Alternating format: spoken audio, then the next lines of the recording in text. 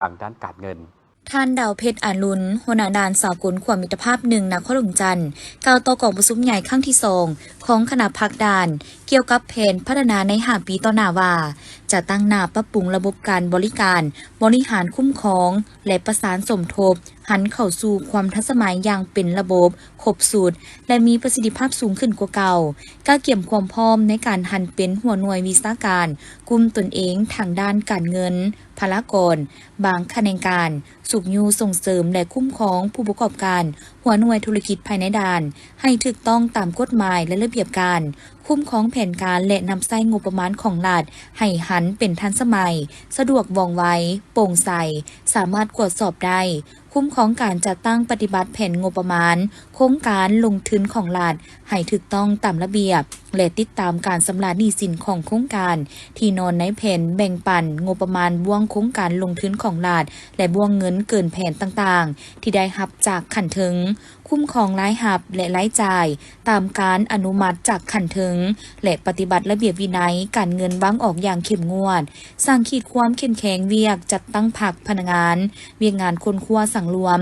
เวียกวิชาการเทคนิคและเวียกงานอื่นๆเพื่อให้สมคู่กับความเรียกร้องต้องการของหน้าที่เวียกงานในระยะใหม่ติดตามกวดการและอำนวยความสะดวกให้แก่ผู้โดยสารพาหนะเข้าออกเมืองให้ถูกต้องตามระเบียบกฎหมายติดตามและกวดการสินค้าทั่วไปสินค้าบ่ถูกต้องและสิ่งผิดกฎหมายให้มีความเข้มงวดและเด็ดขาดกว่าเก่าปรับปรุงระบบแบบแผนวิธีเฮ็ดเวียกขอดการบริการคุ้มครองและขอดการประสานสมทบให้หันเข้าสู่ความทันสมัยอย่างเป็นระบบครบสูตรมีประสิทธิภาพสูงขึ้นกว่าเก่าเป็นเจ้าการเฮ็ดเวียกงานป้องกันความสงบและความเป็นระเบียบเรียบร้อยเฮ็ดให้มีความรับประกันด้านความสงบและความปลอดภัยภายในด่านโดยพื้นฐานพัฒนาระบบการแจ้งภาษีผ่านประตูเดียวแห่งชาติเสื่อมโยงข้อมูลกับคะแนนการที่เกี่ยวข้องแบบอิเล็กทรอนิกส์ผ่านระบบอิเล็กทรอนิกส์ธนาคารให้มีความชัดเจนสะดวกว่องไวและทันเวลาสร้างกลไกการร่วมมือปรึกษาหารือและแลกเปลี่ยนความคิดความเห็นระหว่างรัฐการภาษีและภาคธุรกิจให้เป็นปกติสืบต่อกวดกาสินค้าพืชและผลิตภัณฑ์พืชนำเข้าส่งออกและสืบต่อวิจัยแม่งไม้สัตว์และผลิตภัณฑ์พืชสืบต่อกวดกาเก็บตัวอย่างและจัดตั้งโฆษณาเผยแพร่กฎหมายดำรัสคำสั่งข้อตกลงคำแนะนำและแจ้งการต่างๆที่เกี่ยวกับระเบียบการและหลักการด้านวิชาการที่เกี่ยวข้องกับการคุ้มครองการเคลื่อนย้ายสัตว์น้ำผลิตภัณฑ์สินค้าเกี่ยวกับสัตว์และการประมงให้แก่บริษัทผู้ประกอบการค้าขายสัตว์เข้าใจและปฏิบัติเวลาการนำเข้าส่งออกและขนส่งผ่าน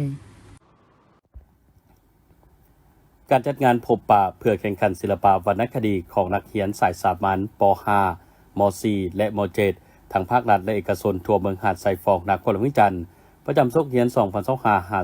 2025-2026ได้จัดขึ้นในวันที่26-27 กุมภาพันธ์ 2026 นี้อยู่ที่ส่วนท่องเที่ยววัฒนธรรมเสียงควรเมืองหาดทรายฟองโดยการเข้าร่วมของทานคำแก้วมหาไซรองประธานคณะกรรมการปกครองเมืองหาดทรายฟองทานนางสร้อยสุดาอินเมืองไซประธานบริษัทส่วนท่องเที่ยววัฒนธรรมเสียงควรซึ่งเป็นผู้ให้การสนับสนุนเอื้ออำนวยทางด้านสถานที่และงบประมาณในการจัดงานดังกล่าวมีบรรดามวลชนผู้ปกครองพร้อมด้วยนักท่องเที่ยวได้เข้าร่วมรับชมจากมวลซืนทานสมศรีเทพวงศ์หัวหน้าห้องการศึกษาธิการและกีฬาเมืองหาดทรายฟองได้กล่าวในงานครั้งนี้ว่าโดยปฏิบัติในหลักสูตรโครงการเคลื่อนไหวกิจกรรมของนักเขียนสามัญให้ครบถ้วนตาม3ลักษณะ5หลักหมุนการศึกษาและประกอบเข้ากับวิชาศิลปะดนตรีเพื่อให้กิจกรรมการเขียนการสอนได้รับความสนใจจากน้องนักเขียนและมวลชนต่างๆโดยเฉพาะกิจกรรมการเคลื่อนไหวอยู่นอกสถานที่เพื่อสร้างบรรยากาศความเบิกบานมวลซื่นและแรงจูงใจนิยมจากมวลชนที่ได้รับชมการแสดงศิลปะทางด้านดนตรีเสียงเพลงขับล้ำและบทฟ้อนมวลๆจากแต่ละโรงเรียนที่นำมาแสดงในเวทีอย่างคึกคืนและที่สำคัญแม้นเพื่อสูบยูส่งเสริมพัฒนาเฟกงานการศึกษากีฬาให้บรรลุตามเป้าหมายไปพร้อมกับการอนุรักษ์รักษาได้ทางด้านมุ่นเสือและวัฒนธรรมอันดีงามของชาติของเผ่าให้ยืนยงติดพันกับการคัดเลือกตัวแทนศิลปะวรรณคดีนักเขียนสามัญต่างนาจากขัดเมืองเ พื่อเข้าร่วมแสดงอยู่คันนครหลวงเวียงจันทน์สำหรับการแข่งขันแม้นมีโรงเรียนที่เข้าร่วมทั้งหมด89แห่งมีโรงเรียนประถม58แห่งมัธยมต้น17แห่งและมัธยมต้นปลาย14แห่งซึ่งประกอบมี3ประเภทรายการแข่งขันคือร้องเพลงขับล้ำและฟ้อนรวมหมู่ส่วนผลการแข่งขันมีคือชั้นประถมป .5 ประเภทร้องเพลงที่1ได้แก่โรงเรียนประถมห้อมสวรรค์ที่2ประถมทาเดือและที่3ประถมสีฐานใต้ประเภทขับล้ำที่1ได้แก่โรงเรียนประถมห้อมสวรรค์ที่2ประถมแสงสุรีและที่3โรงเรียนประถม KNC ประเภทฟ้อนรวมหมู่ที่1ได้แก่โรงเรียนประถม KNC ที่2ได้แก่โรงเรียนประถมเวียงสวรรค์2และที่3ได้แก่โรงเรียนประถมพงสวรรค์ส่วนชั้นมัธยมตอนต้นประเภทห้องเพลงที่1ได้แก่โรงเรียนมส KNC ที่2โรงเรียนมสสระคำและที่3โรงเรียนมสไสปัญญาประเภทขับล้ำที่1ได้แก่โรงเรียนมสห้อมสวรรค์ที่2ได้แก่โรงเรียนมสสระคำและที่3ได้แก่โรงเรียนมสสิมโนประเภทฟ้อนรวมหมู่ที่1ได้แก่มสแสงสวรรค์2ที่2มส KNC ที่3มสสระคำสำหรับในชั้นมัธยมต้นปลายประเภทห้องเพลงที่1ได้แก่โรงเรียนมสสาธิตดงคำสร้างที่2ได้แก่โรงเรียนมปลายบโอและที่3มปลายบ้านหอมประเภทขับล้ำที่1ได้แก่มสห้อมสวรรค์ที่2ได้แก่มสสิมโนและที่3ได้แก่มสสระคำรางวัลชนะเลิศประเภทฟ้อนรวมหมู่ที่1ตกเป็นของโรงเรียนมสมายุรีในบทฟ้อนพระศาสตร์หินวัดภูมรดกโลกมรดกลาวแซมเก่าส่วนที่2แมนมส KNC ในบทฟ้อนส่วนบันต้นส่วนเผาหอและที่3แมนมปลายบ้านหอมในบทฟ้อนสื่อลาวดังกองทั่วโลกาซึ่งให้การมอบรางวัลโดยทานคำแก้วมหาไซห้องประธานคณะกรรมการปกครองเมืองหาดไซฟองทานนางสร้อยสุดาอินเมืองไซประธานส่วนท่องเที่ยววัฒนธรรมเสียงควรเมืองหาดไซฟองนครหลวงเวียงจันทน์พิธีเปิดป้ายโรงเรียนประถมศึกษาสมบูรณ์นาให้เดียวเป็นโรงเรียนตัวแบบคุณภาพของนครหลวงเวียงจันทน์ได้จัดขึ้นที่โรงเรียนดังกล่าวบ้านศรีสวัสดิ์เมืองจันทบุรีนครหลวงเวียงจันทน์เข้าร่วมมีท่านขันไซแสงสุนีห้องหัวหน้าแผนกศึกษาธิการและกีฬานครหลวงเวียงจันทน์ท่านนางสุสดาศรีหาวงศ์ห้องประธานคณะกรรมการปกครองเมืองจันทบุรีท่านท้องดีแก้วมีไซหัวหน้าห้องการศึกษาธิการและกีฬาเมืองจันทบุรีท่านนางลาเต้าสินธิปัญญาผู้อำนวยการโรงเรียนมีห้องผู้อำนวยการครูอาจารย์และผู้ปกครองนักเรียนแขกถึกเซินและน้องนักเรียนเข้าร่วมในพิธีกล่าวเปิดท่านขันไซแสงสุนีได้กล่าวว่าการเปิดป้ายโรงเรียนตัวแบบคุณภาพแม้นเป็นการยั่งยืนและประกาศให้รู้ถึงคุณภาพของการบริหารคุ้มครองโรงเรียนเพื่อให้สังคมสุมชนผู้ปกครองน้องนักเรียนได้รับรู้ต่อน้ำประโยชน์ของโรงเรียนที่ได้รับการสร้างโรงเรียนตัวแบบคุณภาพของนครหลวงเวียงจันทน์แม้นเริ่มจัดตั้งปฏิบัติมาแต่ปี 2015 เนื้อในหลักก็เพื่อยกสูงเวียกงานบริหารโรงเรียนของผู้อำนวยการและใส่ยกสูงคุณภาพการเรียนการสอนการเคลื่อนไหวกิจกรรมต่างๆอย่างหอบด้านโดยอิงใส่มาตรฐานและตัวชี้วัดต่างๆปัจจุบันทั่วนครหลวงเวียงจันทน์มีโรงเรียนตัวแบบคุณภาพรวมทั้งหมดมี58แห่งในนั้นชั้นประถมศึกษา32แห่งสำหรับเมืองจันทบุรีมี12แห่งเป็นโรงเรียนประถม7แห่งและโรงเรียนประถมนางไฮเดียวก็แม่นหนึ่งในนั้นโอกาสนี้ทานห้องหัวหน้าแผนกศึกษาธิการและกีฬานครหลวงเวียงจันทน์ได้แสดงความย่องยอสมเสยคณะรับผิดชอบโครงการตัวแบบขันนครหลวงเวียงจันทน์ขันเมืองที่ได้เอาใจใส่ปฏิบัติโครงการดังกล่าวให้ปรากฏผลเป็นจริงสมเสยผู้บริหารโรงเรียนที่ได้นำพาซี่นำครูอาจารย์และนักเรียนที่ได้พร้อมเพรียงกันเอาใจใส่พยายามสร้างโรงเรียนให้กลายเป็นตัวแบบคุณภาพและได้จัดพิธีเปิดป้ายขึ้นในครั้งนี้อย่างสง่าผ่าเผยถึงแนวใดก็ตามก็ให้สืบต่อรักษาหมุนเสื้ออันดีงามนี้ไว้และพัฒนาให้มีผลงานมีความสมบูรณ์เพิ่มขึ้นเรื่อยๆพยายามสร้างและพัฒนาให้ได้รับน้ำประโยชน์ต่างๆเพิ่มขึ้นสำหรับโรงเรียนประถมนาให้เดียวเป็นโรงเรียนของรัฐอีกแห่งหนึ่งที่มีชื่อเสียงมาดนนานสั่งตั้งขึ้นในปี 1953 ปัจจุบันมีพนักงานครูสอนทั้งหมด15ท่านหญิง13ท่านมีนักเรียน477คนหญิง220คนในระยะ5 ปีผ่านมาแม้นสามารถสร้างได้นักเรียนเก่งในระดับ กับขันเมืองขันนครเมืองจันทร์มาโดยตลอดและในศกเฮียน2025-2026นี้ก็สามารถยัดได้นักเรียนเก่งขันเมือง3น้องคือวิชาภาษาลาว1น้องและวิชาคณิตศาสตร์อีกในวันที่26กุมภาพันธ์2026ที่ผ่านมานี้สหกรณ์สินเชื่อและเงินฝากประหยัดทวีทรัพย์ได้จัดกองประชุมใหญ่สมาชิกผู้ถือหุ้นประจำปี2025และทิศทางแผนการประจำปี2026โดยจัดขึ้นอยู่ที่ห้องประชุมใหญ่ของแขวงโดยการเป็นประธานของทานนางบุญมีแก้วมณีวงศ์ประธานสภาบริหารสหกรณ์สินเชื่อและเงินฝากประหยัดทวีทรัพย์มีทานวีไลคำปองพิมพ์คำห้องหัวหน้าธนาคารแห่งสาธารณรัฐประชาธิปไตยประชาชนลาวประจำภาคใต้มีทานคุณสวรรณเวนมาซอนประธานคณะกรรมการปกครองเมืองสามัคคีไซพร้อมด้วยบรรดาสมาชิกผู้ถือหุ้นเข้าร่วมทานนางนุกสาแสนหลวงห้องประธานสภาบริหารสหกรณ์สินเชื่อและเงินฝากประหยัดทวีทรัพย์ได้รายงานในกองประชุมว่าสหกรณ์สินเชื่อและเงินฝากประหยัดทวีทรัพย์หรือสสงได้จัดตั้งปฏิบัติการปล่อยสินเชื่อให้กับสมาชิกของตนรวมมี2เป้าหมายคือสินเชื่อมอบเหมาสำหรับธนาคารบ้านยอดยกมาท้ายปี2024มี191สัญญาเท่ากับ 19,527 ล้านกีบมาฮอดท้ายปี2025มี169สัญญาเท่ากับ 13,950 ล้านกีบลดลง22สัญญาเท่ากับ 5,577 ล้านกีบเทียบใส่แผนขยายสินเชื่อมอบเหมาปี2025ปฏิบัติได้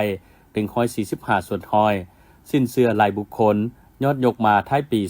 2024มี36สัญญาเท่ากับ749ล้านกีบมาฮอดท้ายปี2025มี34สัญญาเท่ากับ 1,814 ล้านกีบเพิ่มขึ้น 1,035 ล้านกีบเทียบใส่แผนขยายสินเชื่อรายบุคคลปี2025ปฏิบัติได้75ส่วนห้อยแผน 2,400 ล้านกีบรวมยอดสินเชื่อที่ปล่อยให้กับลูกค้าทั้งหมดยอดยกมาท้ายปี2024มี227สัญญาเท่ากับ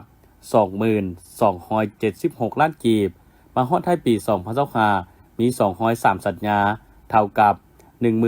15,764 ล้านกีบลดลง24สัญญาเท่ากับ 4,512 ล้านกีบเทียบใส่แผนขยายสินเชื่อปี2025ปฏิบัติได้131ส่วนห้อยแผน12ตื้อกีบท่านวิทยาไสยวงศ์รองผู้อำนวยการสสงทวีทรัพย์ได้รายงานผลการจัดตั้งปฏิบัติเวียกงานด้านการเงินต่อที่ประชุมว่าภาคส่วนรายรับรายจ่ายประจำปี2025สำหรับรายรับทั้งหมดปี2025ปฏิบัติได้มีทานเวียงทวิศรเทพจันทร์ประธานองค์การกวดสอบแห่งราชทานวงนำวงวิไลประธานสมาคมป้ายลาวประธานสภาบริหารบริษัทจัดการลงทุนยูทิงและทานจูเสี่ยวกังประธานภาคพื้นอาซีแปซิฟิกธุรกิจสากลบริษัทหัวจูทานจางกัวจินประธานสภาบริหารบริษัทลงทุนโฮงแฮมยูทิงพร้อมด้วยแขกถึกเซินเกี่ยวข้องเข้าร่วมในพิธีทานวงนำวงวิไลกล่าวว่าโฮงแฮมจีแคมป์ของเวียงจันทร์เป็นหนึ่งเครือข่ายสั้นน้ำจากโฮงแฮมออซีซันเป็นแบรนด์โฮงแฮมระดับกลางสั้นน้ำภายใต้กลุ่มบริษัทหัวจูของจีนนับตั้งแต่การสั่งตั้งขึ้นในปี 2005 กลุ่มบริษัทหัวจูได้ยึดมั่นในวิสัยทัศน์เดิมของตนคือ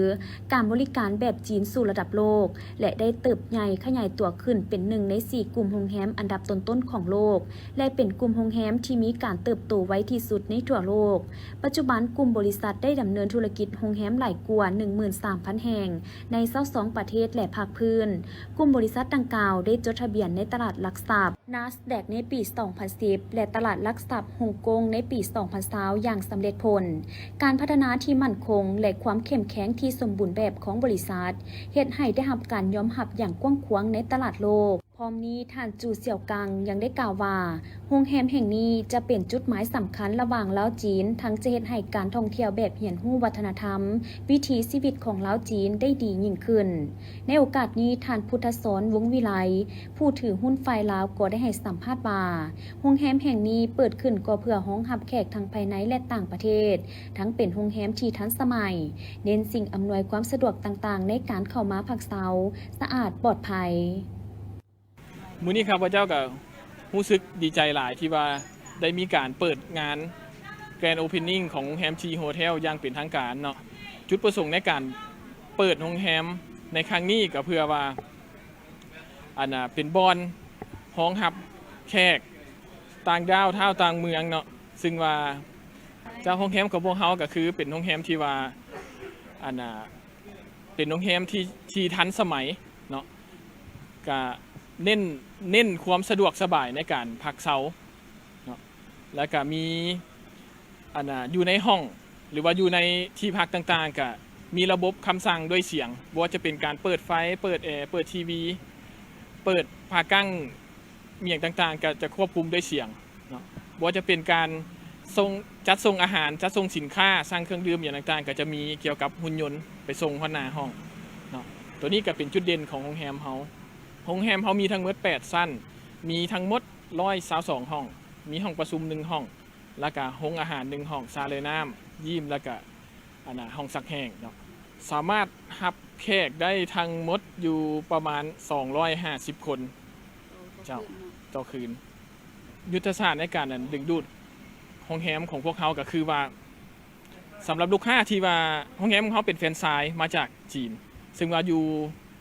ทางจีนนี่ก็จะค่อนข้างว่าค่อนข้างมีชื่อเสียงเนาะมีหลายกว่า 3,000 โรงแรม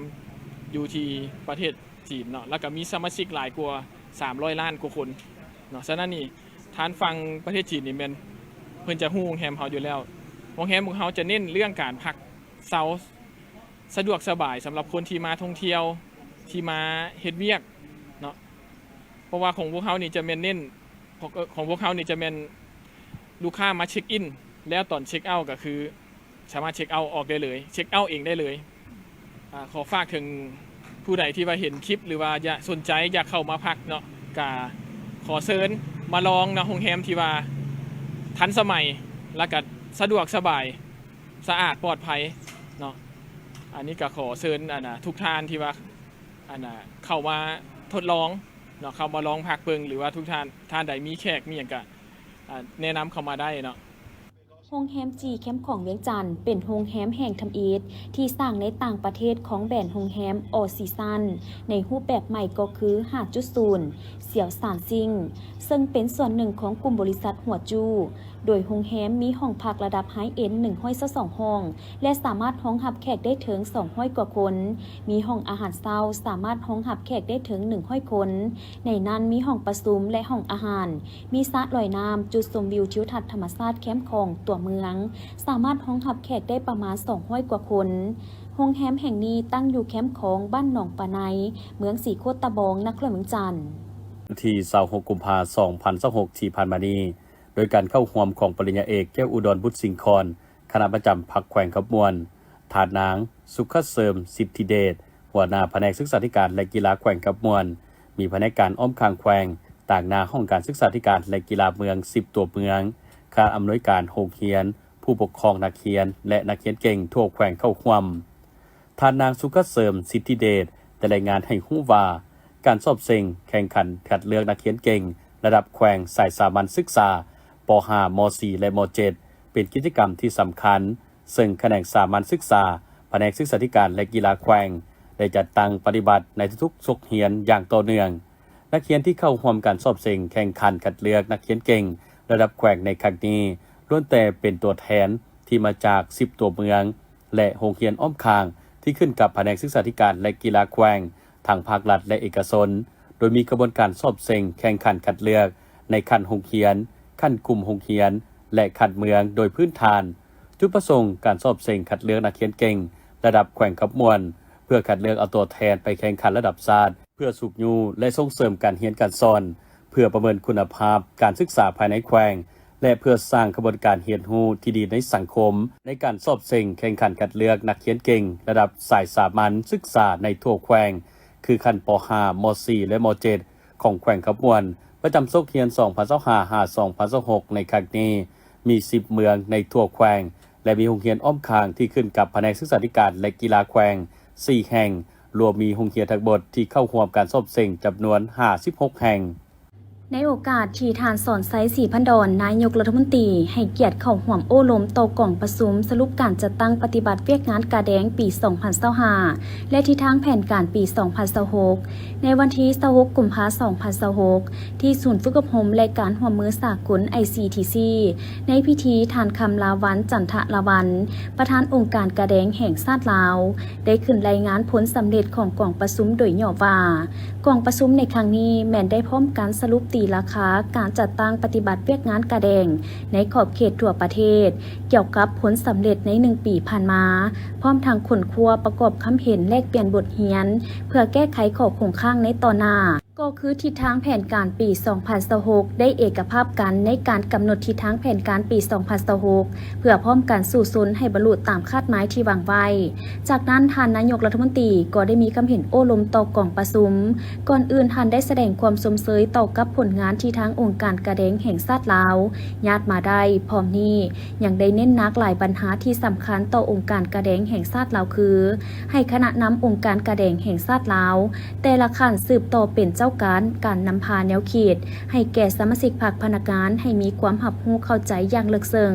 ต่อแนวทางนโยบายของพรรคก็คือมติของกองประชุมใหญ่ครั้งที่ 12 ของพรรคและแผนพัฒนาเศรษฐกิจสังคมแห่งชาติครั้งที่ 10 เข้าสู่ชีวิตตัวจริงในการปฏิบัติหน้าที่เวียกงานของตนก็คือทิศทางแผนการและบรรดาคาดหมายสู่สนขององค์การกาแดงแห่งชาติที่วางไว้เพื่อเป็นเอกภาพกันในการจัดตั้งปฏิบัติให้มีผลสำเร็จรักษาความสามัคคีเป็นเอกภาพกำหนดบรรดาหน้าเวียกกลุ่มเวียกต้องได้รับการปรับปรุงให้เป็นระบบเฮ็ดให้พระบทบาทหน้าที่ขอบเขตสิทธิ์มีความจ่าแจ้งครบถ้วนและสมบูรณ์กว่าเก่าเป็นกงจักรที่มีแบบแผนวิธีเฮ็ดเวียกที่ดีมีวิทยาศาสตร์ปฏิสร้างแก้ไขเวียกงานว่องไวและทันการให้มีประสิทธิภาพรับประกันประสิทธิผลรับประกันให้สามารถเข้าถึงมีความโปร่งใสและตรวจสอบได้อย่างเป็นระบบให้สามารถขับเคลื่อนการพันขยายแนวทางแผนนโยบายของภาคกฎหมายของรัฐและบรรดานิติกรรมที่เกี่ยวข้องที่วางออกได้เป็นอย่างดีมีความเป็นเจ้าการมีความสามารถปฏิบัติพระบทบาทหน้าที่ของตนตามทิศหันเป็นมืออาชีพเอาใจใส่เวียกงานพัฒนาวิสาสะพอขององค์การกาแดงแห่งชาติลาวให้มีความเข้มแข็งในนี้ต้องเพิ่มทวีการมีส่วนร่วมของสังคมให้กว้างขวางยกบทบาทขององค์การกาแดงแห่งชาติลาวให้สูงขึ้นพ้นเด่นกว่าเก่าเป็นต้นโฆษณาเผยแผ่กฎหมายพระบทบาทหน้าที่ขององค์การกาแดงแห่งชาติลาวให้เป็นที่รับรู้เข้าใจอย่างลึกซึ้งและกว้างขวางในสังคมโดยเฉพาะการช่วยเหลือบรรเทาทุกข์เบื้องต้นการปลุกระดมบริจาคเลือดและการสนองเลือดที่ปลอดภัยการส่งเสริมสุขภาพขั้นพื้นฐานอยู่ชุมชนเวียกการลดผ่อนความเสี่ยงและตอบโต้ภัยพิบัติการกู้ภัยฉุกเฉินซึ่งแม่นเวียกมนุษยธรรมที่สำคัญที่สุดและแม่นสิทธิพื้นฐานของมนุษย์ที่จะต้องได้รับการเอาใจใส่เบิ่งแยงสืบต่อปรับปรุงกฎหมายว่าด้วยเวียกงานกาแดงลาวเพื่อให้สอดคล้องกับสภาพตัวจริงและให้เป็นนิติกรรมที่จะช่วยให้องค์การกาแดงแห่งชาติลาวสามารถปฏิบัติหน้าที่ตามพระบทบาทให้ประสบผลสำเร็จที่ใหญ่หลวงกว่าเก่าเพื่อประกอบส่วนในการปกปักรักษาและสร้างสรรค์พัฒนาประเทศชาติให้มีความเจริญรุ่งเรืองสีวิไลเวียกงานปลุกระดมขนขวายการบริจาคเลือดแบบสมัครใจบ่หวังสิ่งตอบแทนแม่นเวียกที่สำคัญและขาดบ่ได้อยู่ในสังคมถ้าบ่มีเลือดเพียงพอก็บ่สามารถช่วยเหลือกอบกู้ชีวิตของคนเจ็บที่ต้องการเลือดฉะนั้นทุกแขนงการทุกการจัดตั้งบุคคลนิติบุคคลทุกสั้นคนในตัวสังคมจะต้องได้เป็นเจ้าการร่วมกันโฆษณาปลุกระดมขนขวายให้มีผู้บริจาคเลือดแบบสมัครใจบ่หวังสิ่งตอบแทนให้นับมือนับหลายขึ้นปลูกจิตสำนึกให้เยาวชนสาวหนุ่มให้รับรู้เข้าใจและเห็นได้ถึงความสำคัญของการบริจาคเลือดแบบสมัครใจและสิ่งสำคัญต้องมีนโยบายต่อผู้มีผลงานในการปลุกระดมขนขวายเลือดและผู้มาบริจาคเลือดหลายครั้งบ่หวังสิ่งตอบแทนด้วยรูปการต่างๆอย่างเหมาะสมเพื่อเป็นแรงจูงใจให้คนผู้มาบริจาคเลือดหลายขึ้นสืบต่อเสริมขยายการพัวพันและการร่วมมือกับสากลให้กว้างขวางและหลายขึ้นกว่าเก่าโดยเฉพาะกับองค์การกาแดงของประเทศเพื่อนมิตรยุทธศาสตร์บรรดาองค์การกาแดงต่างประเทศและองค์การจัดตั้งสากลต่างๆเพื่อขนขวายยัดแยงการช่วยเหลือตามระเบียบหลักการและตามทิศทางนโยบายการต่างประเทศของภาคและรัฐบาลเพื่อสร้างเงื่อนไขให้แก่การพัฒนาองค์การกาแดงแห่งชาติลาวให้มีความเข้มแข็งและสามารถปฏิบัติตามพระบทบาทในก้าวหน้าที่เวียกงานอย่างมีประสิทธิภาพประสิทธิผลและหันเป็นทันสมัยเทื่อละก้าวเพื่อผลประโยชน์รวมของชาติและประชาชนบรรดาเผ่า พร้อมเดียวกันนั้นต้องได้สู่สนขนขวยสมาชิกอาสาสมัครกาแดงให้หลายขึ้นและเสื้อเสริญผู้ทรงคุณวุฒิที่สมัครใจเฮ็ดเวียกเพื่อสังคมโดยบ่เรียกร้องสิ่งตอบแทนมาร่วมเคลื่อนไหวเวียกงานกาแดงตามพระบทบาทเวียกงานมนุษยธรรมขององค์การกาแดงผลประโยชน์สูงสุดสำหรับโครงการการเมืองฉบับนี้ได้วาง 11 แผนนโยบายใหญ่ในการบูรณะระบบประชาธิปไตยประชาชนก้าวขึ้นสู่สังคมนิยมประกอบมี 1. พัฒนาเศรษฐกิจตลาดตามทิศสังคมนิยมให้เป็นระบบทันสมัย 2. หันเป็นอุตสาหกรรมหันเป็นทันสมัยหันเป็นดิจิตอล 3. การปกปักรักษาและฟื้นฟูสิ่งแวดล้อม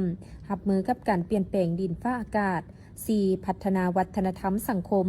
ปฏิบัติอย่างเสมอต้นเสมอปลายแนวทางปกปักรักษาและเสริมขยายมูลเสื้อวัฒนธรรมและคิดของประเพณีอันดีงามของชาติ 5. พัฒนาคนลาวอย่างรอบด้านตอบสนองได้ความเรียกร้องต้องการของการพัฒนาประเทศในระยะใหม่ 6. สร้างเงาพลังป้องกันชาติป้องกันความสงบทั่วปวงชนรอบด้านที่มีความหนักแน่นเข้มแข็งและมีแบบแผนทันสมัย 7. ยึดมั่นแนวทางการต่างประเทศของพรรคและสร้างเงื่อนไขอำนวยให้แก่ภารกิจปกปักรักษาและสร้างสาประเทศชาติ 8. สร้างพรรคให้ปลอดภัยเข้มแข็งนักแน่นรับประกันการกำอำนาจของพรรคให้มีความมั่นคง 9. สร้างรัฐประชาธิปไตยประชาชนที่ปกครองด้วยกฎหมาย 10. เสริมขยายมหาสามัคคีทั่วปวงชนปฏิบัติแนวทางมหาสามัคคีทั่วปวงชนอย่างนักแน่นและ 11. เสริมขยายสิทธิเป็นเจ้าของประชาชนอย่างบ่หยุดยั้งพิธีจัดขึ้นในวันที่26 กุมภาพันธ์ 2026 ที่สภาทนายความลาวตั้งหน้ามอบโดยท่านนางมาร์ตินเทอเรอร์ผู้แทนจากองค์การ UNDP ประจำลาวกล่าวหับโดยท่านนางเลียงสวรรค์พันธลีประธานสภาทนายความลาวท่านโบรัตสมีสุริประพันธ์อดีตประธานสภาทนายความมีตัวแทนจากองค์การ UNDP ประจำลาวพร้อมโดยตัวแทนจากคณะบริหารงานและคณะกวดกาของสภาทนายความลาวเข้าร่วมเป็นสักขีพยานในพิธีท่านโวรัตสมีสุริประพันธ์ได้รายงานเกี่ยวกับผลสำเร็จในการร่วมมือภายใต้โครงการทนายความซึ่งเป็นโครงการที่จัดตั้งปฏิบัติโดยสภาทนายความลาวและได้รับการช่วยเหลือด้านเทคนิควิชาการจากองค์การ UNDP โดยมีระยะการจัดตั้งปฏิบัติมาแต่เดือนเมษายน 2022 หาเดือนเมษายน 2025 ภายใต้การสนับสนุนทุนจากองค์การต้านยาเสพติดและปฏิบัติกฎหมายประจำสถานทูตอเมริกานครหลวงเวียงจันทน์หรือ INL ด้วยงบประมาณรวมทั้งหมด$1 ล้านกว่าสหรัฐซึ่งการจัดตั้งปฏิบัติโครงการมันมีผลงานพ้นเด่นหลายด้านเป็นต้นแมนการสร้างแผนยุทธศาสตร์การพัฒนาสภาทนายความ10 ปีแต่ปี 2025 หา 2030การส่งเสริมพัฒนาวิชาชีพทนายความแบบต่อเนื่องการพัฒนาและจัดตั้งปฏิบัติมาตรฐานการดำเนินงานของสภาทนายความการสร้างระบบรายงานการช่วยเหลือทางด้านกฎหมายการสร้างเครือข่ายทนายความการส่งเสริมความเสมอภาคหญิงชายและการพัวพันกับสภาทนายความในระดับภาคพื้นและสากลในโอกาสนี้ท่านนางมาร์ตินเทอเรอร์ผู้แทนจากองค์การ UNDP ประจำลาวและท่านเวียงสวรรค์พันธลีประธานสภาทนายความลาวได้มีคำเห็นเกี่ยวกับผลสำเร็จและกล่าวมอบรับอุปกรณ์ห้องฝึกอบรมพร้อมทางปลื้มครูฝึกสำหรับอาชีพทนายความอย่างเป็นทางการโดยประธานสภาทนายความลาวได้เน้นหนักถึงความสำคัญของการสร้างขีดความสามารถและการสนับสนุนด้านวิชาการจากองค์การสหประชาชาติเพื่อเฮ็ดให้การบริการทางกฎหมายมีคุณภาพสอดคล้องกับมาตรฐานสากลพร้อมทางเรียกร้องให้องค์การ UNDP สืบต่อให้การช่วยเหลือเพื่อให้บรรลุคาดหมายตามแผนยุทธศาสตร์การพัฒนาสภาทนายความที่วางไว้ซึ่งถือเป็นขีดหมายสำคัญของการร่วมมือและการสนับสนุนที่ดีตลอดมาเพื่อสืบต่อพัฒนาวิชาชีพทนายความลาวให้มีความเข้มแข็งและยืนยงในต่อหน้ากองประชุมดังกล่าวได้จัดขึ้นในวันที่24 กุมภาพันธ์ 2026 อยู่ที่สโมสรห้องว่าการแขวงโดยการเป็นประธานของท่านคันตีศิลวงศาประธานคณะกรรมการปกครองแขวงเสกองมีท่านคำฮูอ่อนมณีหัวหน้าแผนกการเงินของแขวงพร้อมโดยผู้ตากงานจากแผนกการอ้อมข้างแขวงและพนักงานวิชาการที่เฮ็ดเวียกเกี่ยวกับการเงินทั่วแขวงเข้าร่วมท่านสีไข่เลี้ยงสวัสดิ์ของหัวหน้าแผนกการเงินแขวงได้รายงานว่าตลอดระยะ1 ปีผ่านมาแผนกการเงินของแขวงเสกองได้เอาใจใส่ในการจัดตั้งปฏิบัติหน้าที่เวียกงานก็คือแผนพัฒนาเศรษฐกิจสังคมและงบประมาณแห่งรัฐประจำปี 2025แม้นเป็นปีมวลท้ายของแผน5 ปีครั้งที่9 อยู่ที่แขวงเสกอง โดยอิงใส่วาระแห่งชาติได้เป็นเจ้าการเพิ่มทวีการจัดตั้งปฏิบัติเวียกงานด้วยความรับผิดชอบสูงเฮ็ดให้เวียกงานได้รับการพัฒนาและขยายตัวอย่างต่อเนื่องแสดงออกในปี 2025 สามารถจัดเก็บรายรับเข้างบประมาณแห่งรัฐได้ทั้งหมด 1,213.53 ตื้อกีบเท่ากับ 119.73 ส่วนห้อยของแผนการดัดแก้เทียบใส่ GDP เท่ากับ 36.07 ส่วนห้อยเทียบใส่ระยะเดียวกันของปีผ่านมาปี 2024 632.47 ตื้อกีบสามารถจัดเก็บรายรับได้เพิ่มขึ้น 91.86 ส่วนห้อยเป็นเงิน 581.05 ตื้อกีบในนั้นรายรับผู้ส่วนกลางปฏิบัติใด 132.41 ตื้อกีบรายรับผู้ท้องถิ่นปฏิบัติใด 1,081.12 ตื้อกีบในนั้นรายรับโดยสหกรณ์ปฏิบัติใด 266.47 ตื้อกีบรายรับคะแนนคุ้มครองทรัพย์สินแห่งรัฐปฏิบัติใด 814.65 ตื้อกีบพร้อมกันนี้ก็มีรายรับของประดับเมืองคือเมืองละมามปฏิบัติใด 12.07 ตื้อกีบลืนแผ่น 2.29 ตื้อกีบเมืองท่าแตงปฏิบัติใด 11.71 ตื้อกีบลืนแผ่น 2.35 ตื้อกีบเมืองกะลืมปฏิบัติใด 15.08 ตื้อกีบลืนแผ่น 3.8 ตื้อกีบและเมืองดักจึงปฏิบัติใด 27.18 ตื้อกีบลืนแผ่น 4.59 ตื้อกีบเคียงคู่กันนี้การจัดตั้งปฏิบัติการคุ้มครองด้านการคุ้มครองรายจ่ายสามารถจัดตั้งปฏิบัติรายจ่ายงบประมาณแห่งรัฐทั้งหมด 1,275.46 ตื้อกีบเท่ากับ 99.43 ส่วนห้อยของแผ่นดัดแก้ในนั้นค่าเงินเบิกจ่ายตัวจริง 1,238.47 ตื้อกีบยังมีเอกสารค้างจ่ายตามการอนุมัติของงบประมาณแห่งรัฐและสืบต่อจัดตั้งปฏิบัติรายจ่ายปี 2026 จำนวน 36.99 ตื้อกีบนอกจากนั้นยังมียอดเรือบัญชีงบประมาณที่ต้องส่งคืนให้ศูนย์กลางในจำนวน 7.29 ตื้อกีบในโอกาสนี้ท่านสีไข่เลี้ยงสวัสดิ์ก็ได้กล่าวเติมอีกว่าเพื่อสืบต่อจะตั้งปฏิบัติหน้าที่เวกงานอย่างต่อเนื่องแผนกการเงินของแขวงยังได้วางแผนทิศทางแผนการสู้ซนจะตั้งปฏิบัติบรรดาเวกงานในต่อหน้าก็คือปี 2026 อย่างละเอียดโดยจะสู้ซนเฮ็ดให้เศรษฐกิจขยายตัวเพิ่มขึ้นในระดับ 6 ส่วนห้อยขึ้นไปคะแนนกสิกรรมขยายตัวเพิ่มขึ้นระดับ 6.4 ส่วนห้อยกวมเอา 55 ส่วนห้อยคะแนนอุตสาหกรรมขยายตัวเพิ่มขึ้นในระดับ 6.8 ส่วนห้อยกวม 28 ส่วนห้อยคะแนนบริการขยายตัวเพิ่มขึ้นในระดับ 4.9 ส่วนห้อยกวมเอา 17 ส่วนห้อยของ GDP เฮ็ดให้รายรับเฉลี่ยของประชากรบรรลุ 25.17 ล้านกีบหรือ 1,160 ดอลลาร์สู่ส่วนจัดเก็บรายรับให้ได้20ส่วนห้อยของรวมยอดผลิตภัณฑ์ภายในหรือ GDP แผนรายรับทั้งหมดปี 2026 เท่ากับ 569.09 ตื้อกีบเทียบใส่ปี 2025ลดลง 43.85 ส่วนห้อยในนั้นแผนรายรับผู้ส่วนกลางมาปฏิบัติอยู่ท้องถิ่น 147.30 ตื้อกีบเทียบใส่ปี 2025เพิ่มขึ้น 54.56 ส่วนห้อยแผนรายรับผู้ท้องถิ่น 421.79 ตื้อกีบเทียบใส่ปี 2025ลดลง 54.06 ส่วนห้อยแผนรายจ่ายงบประมาณปกติ 695.67 ตื้อกีบเทียบใส่ปี 2025ลดลง 45.53 ส่วนห้อยแผนขาดดุลงบประมาณ 273.88 ตื้อกีบเทียบใส่ปี 2025ลดลง 24.86 ส่วนห้อยกรมประชุมดังกล่าวได้จัดขึ้นในวันที่25 กุมภาพันธ์ 2026 โดยการเข้าร่วมของทานบุญคำสัญญาแสงของหัวหน้าแผนกการเงินแขวงกำปวนทานเกตสกันแสงประดิษฐ์หัวหน้าสวยสากรประจำแขวงกำปวนมีบรรดาคณะสวยสากรประจำแขวงคะแนนการอ้อมคางสวยสากรประจำเมืองพนักงานหลักแหล่งเข้าร่วมปริญญาเอกวิรกรตอมมณีของหัวหน้าสวยสากรแขวงกำปวนได้สรุปตีราคาการจะตั้งปฏิบัติเวียกงานระยะ1 ปีผ่านมาโดยได้ยกให้เห็นข้อสะดวกข้อยุ่งยากและเวียกงานด้านที่พ้นเด่นในการเคลื่อนไหวจะตั้งปฏิบัติเวียกงานระยะที่ผ่านมาซึ่งในปี 2025 สวยสากรแขวงกำปวนมีแผนการจัดเก็บรายรับเข้างบประมาณจำนวน 2,715 ตื้อกีบผ่านการจัดตั้งปฏิบัติหมดปีสามารถจัดเก็บรายรับได้ทั้งหมด 4,279 ตื้อกีบเท่ากับ 157.62 ส่วนหอยของแผนการเทียบใส่ปี2024เพิ่มขึ้น 152.87 ส่วนหอยหรือเท่ากับ 1,480 ตื้อกีบในนั้นรายรับโดยสหกรณ์ปฏิบัติได้ 2,417 ตื้อกีบเท่ากับ 148.71 ส่วนหอยของแผนการปีรายรับทรัพยากรและภาคหลวงปฏิบัติได้ 1,806 ตื้อกีบเท่ากับ 168.39 ส่วนหอยรายรับคุ้มครองทรัพย์สินของรัฐ 55.75 ตื้อกีบเท่ากับ 329.19 ส่วนหอย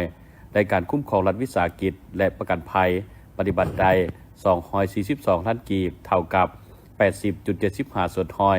สำหรับแผนการจัดเก็บรายรับของสหกรณ์แขวงคำม่วนประจำปี 2026 จำนวนทั้งหมด 2,934 ตื้อกีบเพื่อให้การจัดเก็บรายรับบรรลุตามตัวเลขคาดหมายสหกรณ์ประจำแขวงคำม่วนจะเพิ่มทวีคุ้มครองจัดเก็บรายรับและขยายฐานรายรับสุ่มใส่การจัดเก็บพันธะต่างๆเป็นต้นอากรมูลค่าเพิ่มอากรรายได้ต่างๆที่ตามกฎการเคลื่อนไหวของบรรดาหัวหน่วยธุรกิจให้แจ้งมอบพันธะอากรอย่างเป็นปกติเอาใจใส่เวียกงานการหันเป็นทันสมัยโดยการขยายเป้าหมายลงเลิกถึงบรรดาร้านอาหารโรงแรมบ้านพักร้านเมดิมาร์กและอื่นๆในการนำใช้ใบเก็บเงินแบบอิเล็กทรอนิกส์ประสานสมทบกับบรรดาพนักงานออมคางและบรรดาพนักงานของรัฐในการจัดเก็บรายรับค่าธรรมเนียมค่าเช่าสัมปทานค่าทรัพยากรค่าพักหลวงและอื่นๆ